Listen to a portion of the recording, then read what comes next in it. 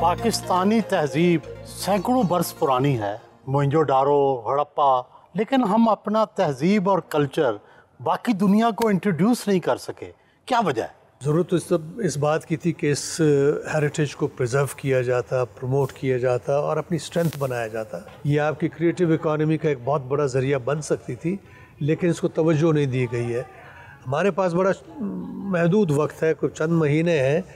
میں کوشش یہ کروں کہ کچھ بنیادی چیزیں کر جاؤں تاکہ اگلی آنے والی حکومت جو ہے ان کے لیے ذرا آسانیاں پیدا ہوں. ان میں ایک یہ ہے کہ بچوں کے لیے جو ہمارا قدیم ادب ہے، ضرب الامثال وغیرہ، کھیل، یہ اس مواد میں سے سلیکشن کر کے اس کو کنورٹ کریں ویڈیوز میں، اینیمیشنز میں، کارٹونز میں اور خوبصورت السٹریٹڈ کتابوں میں بچوں کے لیے. اور پھر ایک پلیٹ فارم بنائے جو ہیریٹیج چینل کے نام سے ہو، کہ ان بچوں کو انگریزی کی ساری رائمز یاد ہیں، سارے ضرب الامثال یاد ہیں، اپنی زبانوں کا کچھ یاد نہیں. شاہ صاحب، بعض لوگوں کا خیال ہے کہ ہمارے ہاں کلچر کے پروموٹ نہ ہونے کی وجہ شاید مذہبی تنگ نظری ہے. میرا خیال مذہبی تنگ نظری کو مورد الزام ٹھہرانا بڑا آسان کام ہے.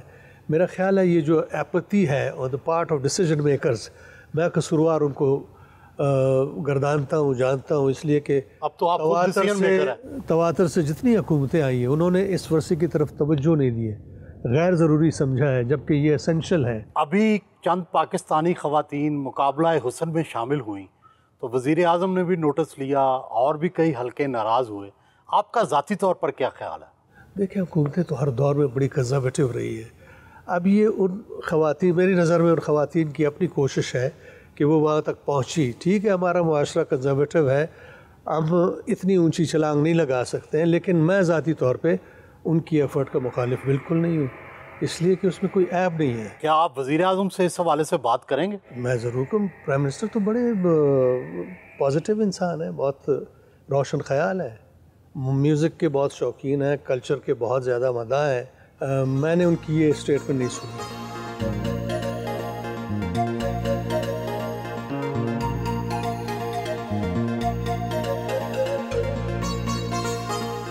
حکومت پاکستان اربوں روپے دوسرے محکموں پر خرچتی ہے، کلچر منسٹری کے حصے کتنا آتا ہے؟ سہیل صاحب، یہ منسٹری میں اکثر مذاق میں کہتا ہوں کہ یہ کمین منسٹری ہے.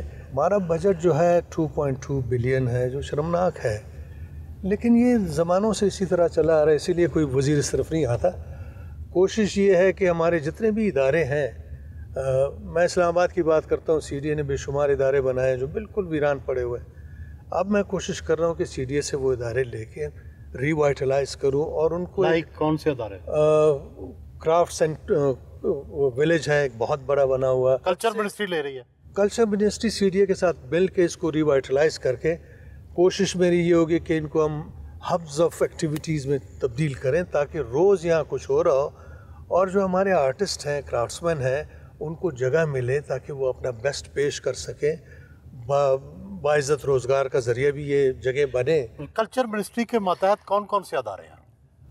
پی این سی اے ہے، لوک ورثہ ہے، اکیڈمی آف لیٹرز ہے، ادارہ فروغ اردو زبان ہے، ایوان اقبال ہے، اقبال اکیڈمی ہے، قائد اعظم کا مزار ہے، اور اردو سائنس بورڈ وغیرہ. بہت سارے ادارے ہیں. ان سب کو ملا کے 2.2 بلین بجٹ ہے. ان تمام اداروں کو ہم انکم جنریٹنگ ادارے بنائیں تاکہ یہ نہ صرف اپنے اخراجات پورے کر سکے بلکہ ڈیولپمنٹ کے لیے فنڈز اکٹھا کر سکے. ریلائنس ان اداروں کی اس پہ نہ ہو، گورنمنٹ کے گرانٹ پہ. جب تک ملک میں کلچرل انفراسٹرکچر بہت روبسٹ نہیں ہوگا، کلچر فروغ نہیں پا سکتا.